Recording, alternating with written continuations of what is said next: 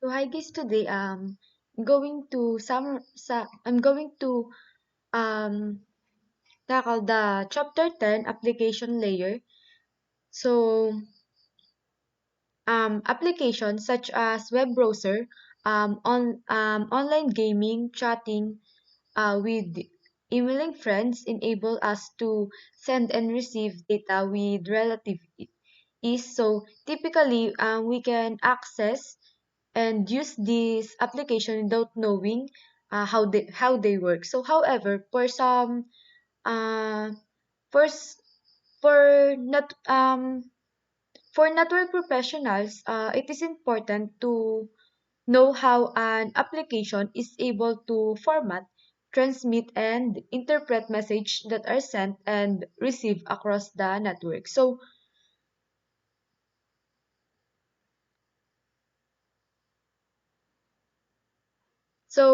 for the application layer, the application layer is closest to end user.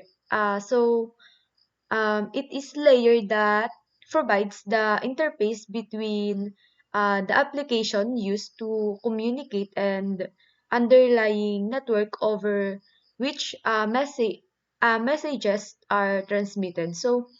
Application layer protocols are used to exchange data between programs running on the source and destination host. So for the next one, the presentation layer. The presentation layer it has three primary function, which is the first one is the formatting or presenting data at the source device into a compatible form of receipt by the destination device. And the second one, the compressing data in a way that can be compressed by the destination device. And the third one is the encrypting data for transmission and decrypting data upon receipt. So for the next one,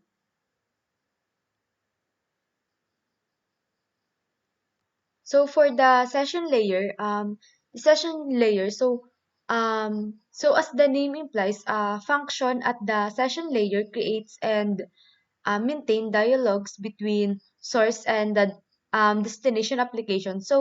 The session layer handles the exchange of information to initiate dialogues, to keep them active, and to restart sessions that are disrupted or idle for a long period of time.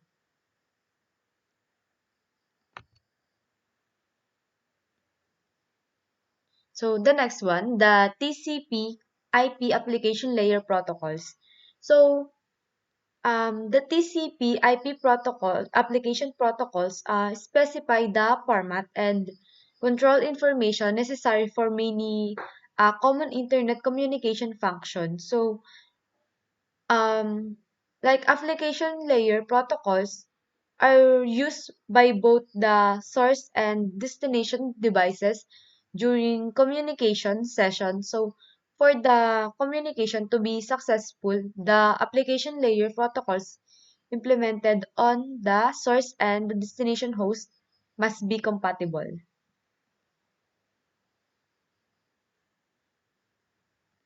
So as you can see in the picture, you have the application layer, the name system which has the DNS, host config which has the BOOTP, DHCP, and email which has the SMTP, POP, and IMAP,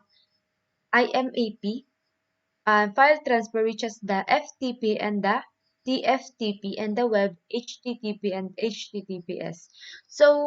The DNS, which stand for the domain name system or service.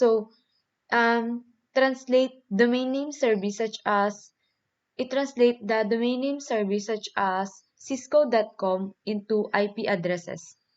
For the BOOTP, BOOTP is being superseded by the DHCP. So the DHCP, it is dynamically assign IP addresses to client station at startup. So the SMTP, it enables client to send email to a mail server.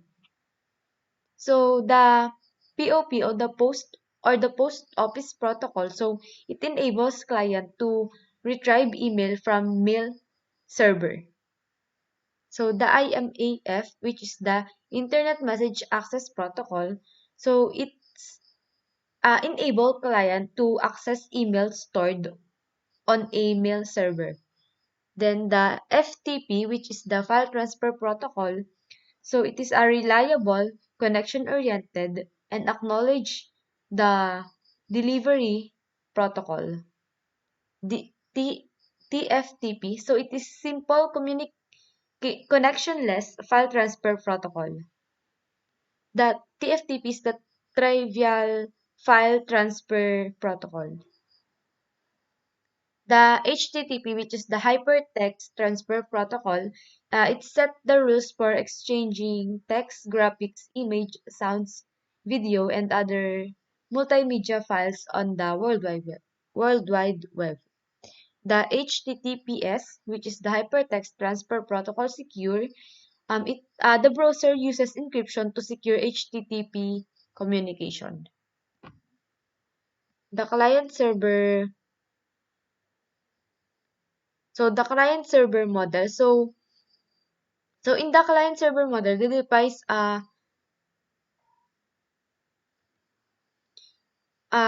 requesting the information is called the client, and the device responding to the request is called a server. So client and server process are considered to be an application layer.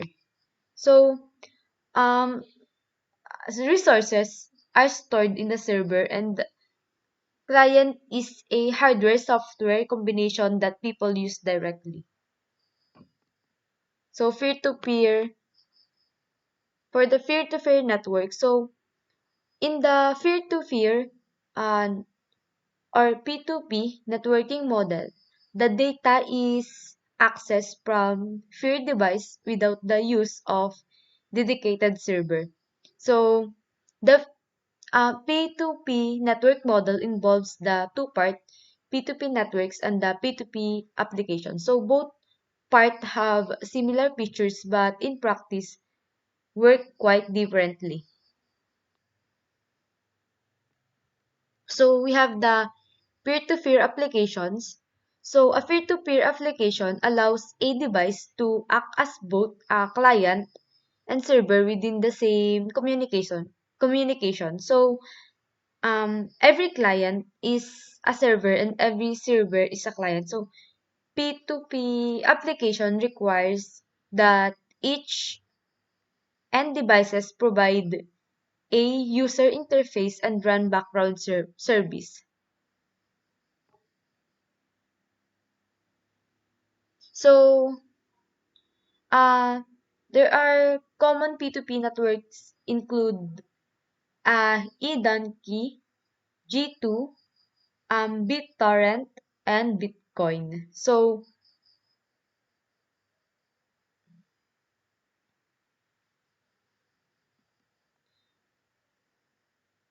the browser interprets the three part of your URL. So the three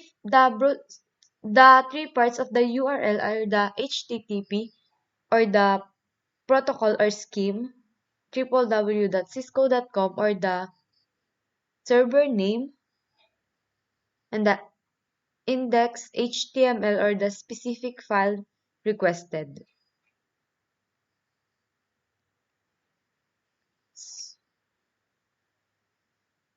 Then we have the HTTP and the HTTPS. So HTTP it is a request response protocol when a client, typically a web browser, send a request to web server. So HTTP specifies the message type used for that communication. So there are three common message type. these are the get, post, and put. So the get, a client, a client request for a data. A client or the web browser sends the get message to the server to request HTML pages. For the post, uploads it uploads data files to web servers such as form data. Then input, it uploads resources or content to the web server such as image. So the SMTP operation, so SMTP message formats require a message header and the message body. So while the message body can contain in any amount of text, the message header must have a properly formatted and recipient email address and the sender address.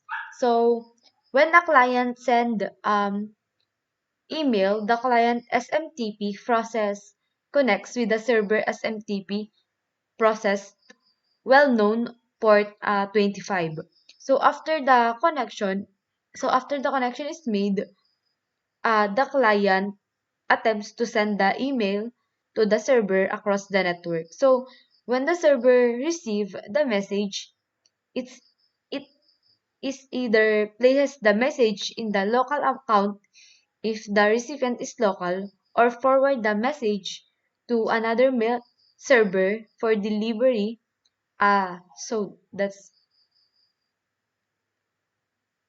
that's all for the so that's example of the SMTP operation. The POP operation or the POP operation. So POP operation, so POP it's used by an application to retrieve mail from mail server. So with POP, mail is downloaded from the server to the client and then deleted on the server. So this is how POP operates by default. So for the next one, we have the IMAP operation. So the IMAP operation. So IMAP is another protocol that describe a method to retrieve email messages.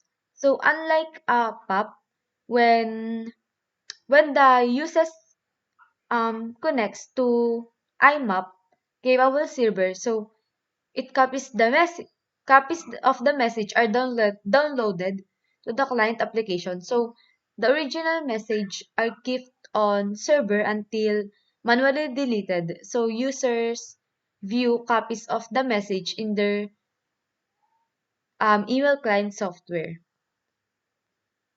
So we have the DNS server stores different types of resource records used to resolve names. So these records contain the name, address, and type of records. So some of these records type are the ANS, AAAA, and the MX. So A is an end device IPv4 address, and the NS it is an authoritative name server, and the AAAA it is an end device IPv6 address. So it's pronounced as so the AAAA, so it's pronounced as the quad A, and the MX it is a mail exchange record. So for the DNS message format, so the DNS server stores different types of so so the DNS, like what I said, it's ANS, quad A, and the MX. For the next one, we have the DNS hierarchy. So A hierarchy of DNS server contains the resource records that match names with address. So, the DNS protocol uses hierarchical system to create a database to provide name resolution. So, the hierarchical looks like an invent inverted tree with root at the top and branches below. So DNS uses domain name to form the hierarchy. So we have the dynamic host configuration protocol. So dynamic host configuration protocol, or DHCP for IPv4 service, automates the assignment of IPv4 addresses, subnet mask, gateways, and other IPv4 networking parameters. So this is referred to as dynamic addressing. So the alternative to dynamic addressing is static addressing. So when using static addressing, the network administrator manually enters IP address information on host. So, when a host connects to the network, the DHCP server is contacted. So, and an address is requested. The DHCP server uh, chooses an address from configured range of addresses called a pool and assigned to the host.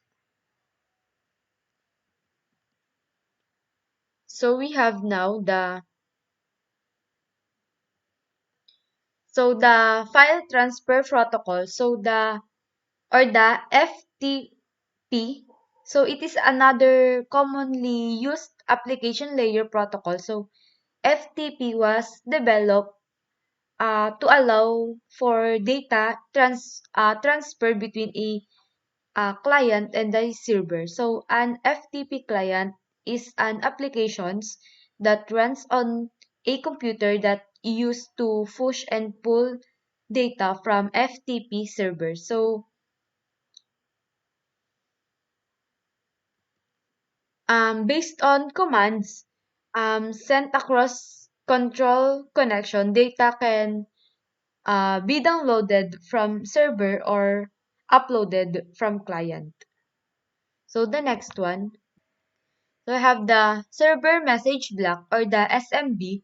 So it is a client server file sharing protocol that describe the structure of shared network resources, such as the directories of files, printer, and serial port. So it is a request response protocol. So all SMB messages share a common format. So this format uses a fixed size header, so followed by the variable size parameter and data components.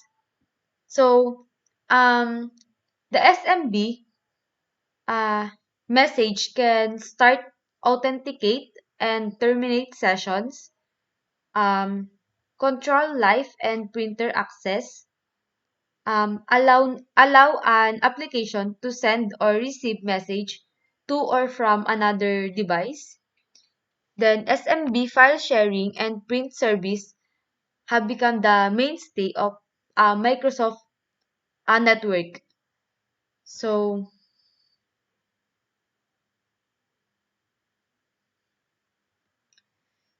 the applications, I'm going to add the application. It is responsible for directly accessing the underlying processes that manage the delivery communication to the human network. So this layer serves as the source and destination of communication across data networks. So the application layer applications, service and protocols enables user to interact with the network in data network in a way that it is meaningful and effective. So application are computer programs with which the user interacts and which initiate the data transfer process at the user's request. So second one is the servers